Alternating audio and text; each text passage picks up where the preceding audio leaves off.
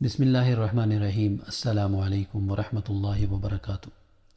ایک سوال پوچھا جاتا ہے کہ رمضان میں عمرے کا ثواب حج کے برابر ہوتا ہے؟ تو اس کا جواب انشاءاللہ العزیز آپ کو تفصیلاً پیش کرتا ہوں۔ رمضان میں عمرہ کرنے کی مذکورہ فضیلت صحیح احادیث میں وارد ہے۔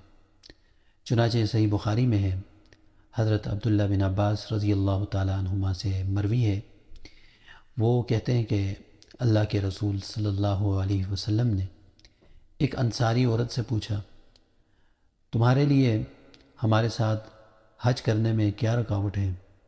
اس نے جواب دیا، ہمارے پاس صرف 2 اونٹ ہیں، ایک پر میرا بیٹا اور اس کا والد حج کرنے چلے گئے اور دوسرا ہمارے لیے چھوڑ دیا تاکہ ہم اس سے کھیتی کو سیراب کرنے کا کام لیں۔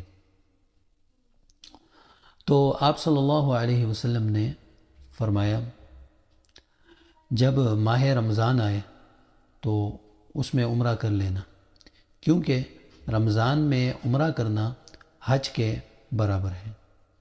اور صحیح مسلم کی روایت میں ہے کہ رسول کریم صلی اللہ علیہ وسلم نے فرمایا کہ رمضان میں عمرہ کرنا میرے ساتھ حج کرنے کے برابر ہے۔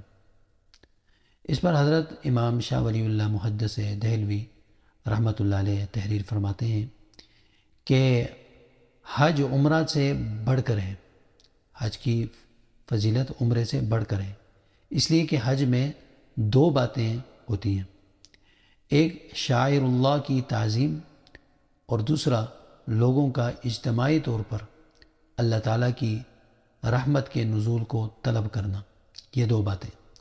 اور عمرہ میں صرف پہلی بات پائی جاتی ہے، لیکن رمضان میں عمرہ کرنے میں یہ دونوں باتیں پائی جاتی ہیں، اس لیے کہ رمضان میں نیک لوگوں کے انوار ایک دوسرے پر پلٹتے ہیں اور روحانیت کا نزول ہوتا ہے، اس لیے رمضان میں عمرہ کو حج کے برابر قرار دیا گیا ہے۔